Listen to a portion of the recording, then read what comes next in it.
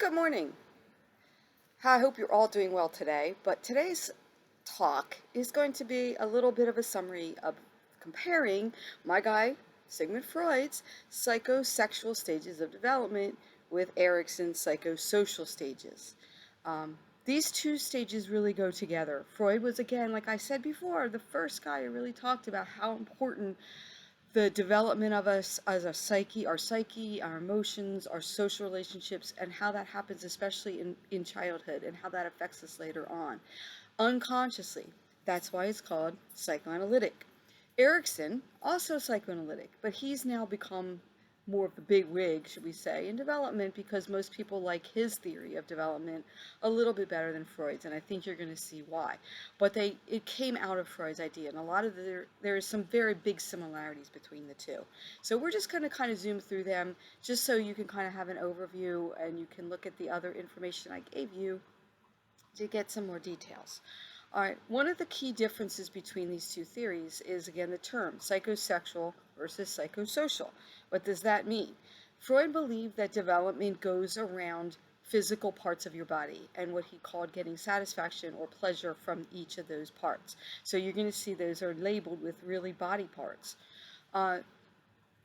Erikson's idea, psychosocial, is that development revolves around the quality of the relationships that you have with people. And his stages are listed as psychological crises, something versus something. Depending on the quality of relationships you have, you're going to either come out on the positive or the negative end of those crises, as you're going to see. All right, so both of them also go along with something called fixations. All right, if for some reason development isn't optimal at one point, you get stuck. And you might develop a fixation or have issues in that stage that might last throughout your lifetime. And I'll give you a few quick examples of that. All right, so at birth, Freud believed that babies are in what he calls the oral stage. All right, why does he call it the oral stage? Because their pleasure, satisfaction. Remember the other day we talked about egocentrism in my last little video. Babies are egocentric, and everything that they need revolves around themselves. All right, what are their main needs? Food, they need comfort, and they need to get people to help them. All of those things revolve around their mouth. Right? So Freud believed that's why babies put things in their mouths. All right, not because they're just learning about them like Piaget thought, but because that's how they get satisfaction. What happens when a baby doesn't get enough satisfaction orally as a baby? They're not fed enough, or maybe when they cry, nothing happens. Those babies have an oral fixation, or as adults, they have an oral fixation, meaning what? They have a bad habit around their mouth. That could be things like gum chewing, swearing, obsessing about oral sex, talking too much, eating too much, drinking too much. All right, pretty much anything that has to do, nail biting, there's another one, all right? Now, one of the problems you're probably thinking, a lot of us have a habit like that. Does that mean we had a problem as a baby and we weren't orally satisfied? That's what Freud would say. I don't think all of us would agree with that. That's why Erikson, where he comes in, he says, no, maybe not. All right, so his theory is that at this stage, babies are going through the psychological crisis of what he calls trust versus mistrust. Same general idea, but babies cry. They need stuff. But it's not just oral stuff that they need. They need what? They need attention, and they need to feel dry, and they need to feel comfortable, and they cry for a lot of reasons. What happens? They're helpless. They cry. Either people come and help them, or they don't. Trust versus mistrust. So depending on the quality of the relationships they have, either that child grows up to feel that the world is safe and there's someone they can trust, or they don't. And this can stick forever. In the extreme form, we talk about attachment. Attachment goes right along with this. If you look through the information I gave you, it talks about Harlow's experiments with the monkeys and how monkeys prefer the soft, comfortable mom. But the upshot of Harlow's experiment is that the monkeys basically went nuts, that they were pulled from their real mothers. And what is that telling you about people? Babies that don't develop a strong attachment early on can develop a psychological disorder that we call RAD, reactive attachment disorder. And they may never be able to bond. They may never be able to form close relationships because they were deprived of that very, very early on. Right. Stage 2, all right, this happens around the toddler age. Freud calls this the stage anal. Why? Because the pleasure and the source of satisfaction has to do with the anal area. It's babies become obsessed with using a potty. They do kind of do that. Children that learning to use a potty, they walk around, naked. They like to talk about it. They show it to people. They're fine with that. That's their main task. Kids, let's say this happens. So let's say I'm a little kid and I'm trying to use the potty and I have an accident. I make a mess and my parent comes in and yells at me and tells me, "Oh, that's horrible. You're a bad girl." Now what? I can become anally fixated. This is what we might call anal retentive as an adult. I'm overly perfectionistic. I'm a neat freak. I hold everything in. And at first it starts physically, but then it becomes emotionally. I'm uptight. I can't share with anybody because when I let it all out as a toddler, I got yelled at. All right. Erikson's stage is called autonomy. Autonomy versus shame and doubt. The same idea, it just doesn't revolve around potty training. It revolves around everything. Toddlers want to do stuff for themselves. So they're talking about, me, mine, I do it. No. Why? Because they want to do things on their own. They want to get a sense of I can do this stuff. Right. Children who are deprived of that. Let's say a parent is always telling them, no, you make a mess, or I'll dress you. You don't know what you're doing. You can't do that. That child becomes full of shame and doubt. They start to question their ability to do anything, and they start to feel bad about themselves, the root of self-esteem. All right, shame is this global sense of I'm not good enough. And they get that when a mom or a dad doesn't let them do things and try for themselves. Parents still have to set limits, but that's where we're getting with. They have to learn some level of independence or autonomy. All right. Stage 3, really important stage, preschoolers, 3 to about 5. This is what Freud called the phallic stage. This is the stage where he has what he calls the Oedipal complex. Phallic is just another word for penis. All right, what does he mean? Well, this is the stage. The Oedipal complex means that what happens in his mind is that children at that stage fall in love or have romantic feelings with their opposite gender parent. This is not like sexual love of an adult. It's just a romantic attachment. At the same time, they have feelings of anger and resentment towards their same-sex parent. Why? Because they're competition. They're in the way. So they have aggressive feelings for them. They want to get rid of them. All right. But they're starting to develop a sense of conscience, and that's not nice. I shouldn't really hate my mom or my dad. They also might be afraid of their opposite gender or either parent for that matter. So Freud talks about with little boys having something called castration anxiety. He's afraid that if dad finds out that he kind of loves mom, then maybe someone's dad's going to cut off his stuff. All right, so this is again unconscious. No little kid is thinking this stuff. It's unconscious. All right, but the upshot of the phallic stage and this Oedipal complex is that at the end of this, kids learn to basically identify with the same gender. It's basically, I can't beat them. If I can't join, I'll have to join them. What does that mean? Well, I'm not really any competition, so I'm going to be like dad. If I'm a little boy, I start to copy him. What does this do?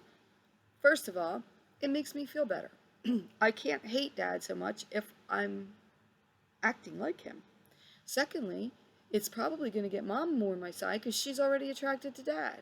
And secondly, it'll placate dad too. He's not going to come and cut my junk off if he thinks I'm just his little mini-me. All right, so this is how children learn gender roles and a sense of conscience. Okay. Erikson calls this stage the stage of initiative versus guilt. Same idea again without the physical sexual part of it. But this is where children identify with their same gender parent, but they also develop a sense of conscience. Initiative means being able to do things, being able to plan and scheme. Toddlers don't really lie, they just do things. But preschoolers can scheme and plot and lie, and they realize, oh yeah, if I go get a cookie, mom's going to yell at me, so I'm going to wait until she's in the bathroom, and then I'm going to sneak out and do it. That kind of thing. Children also are learning if they get yelled at a lot, guilt. Guilt is a sense of what I did was wrong. Okay, I'm not necessarily a bad person, but I'm doing things that aren't acceptable. Okay. Stage 4. All right, this is Freud's. latency period.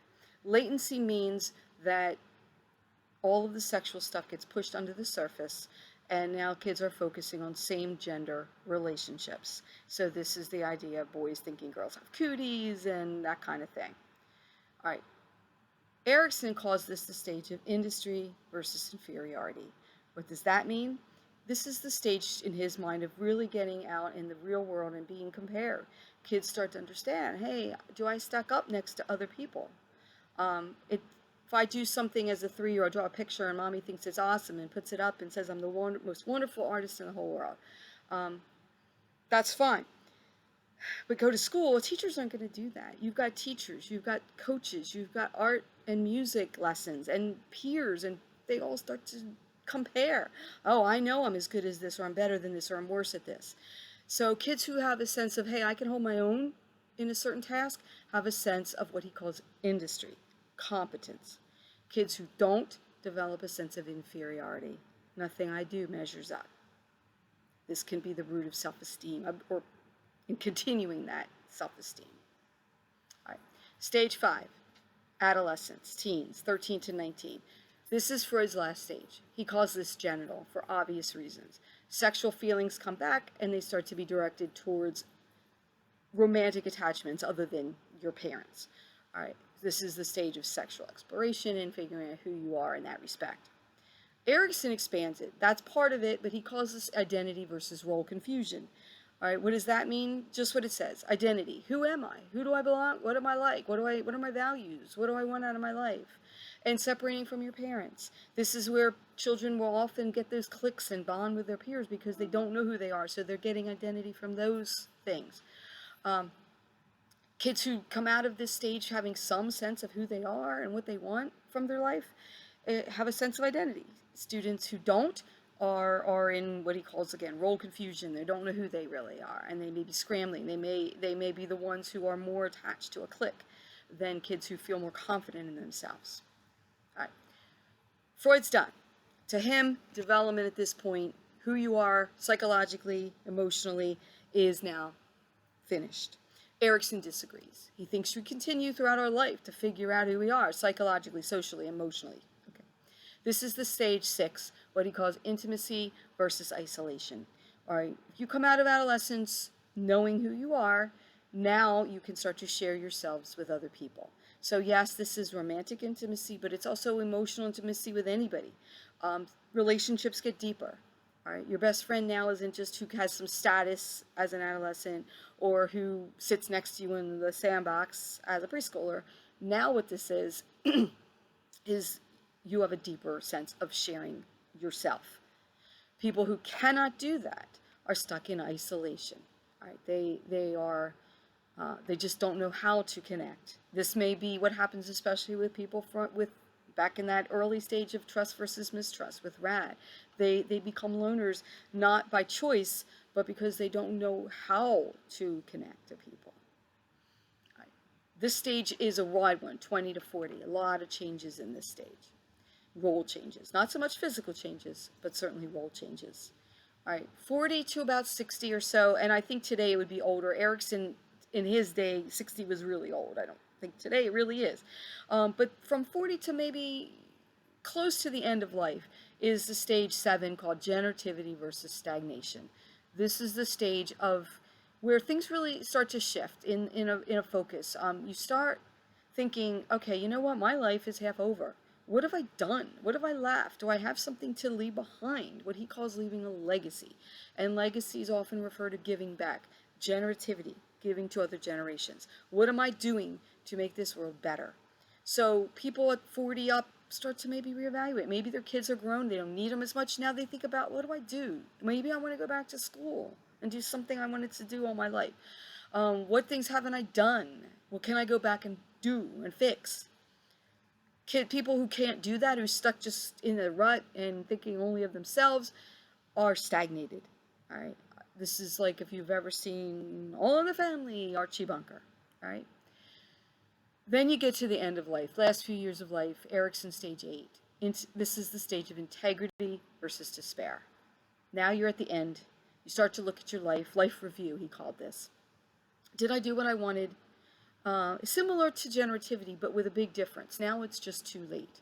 So do I still have all these regrets, or have I done what I did? Can I accept the fact that my life is coming to an end, but I've done what I wanted to do? If so, this person has a sense of ego integrity.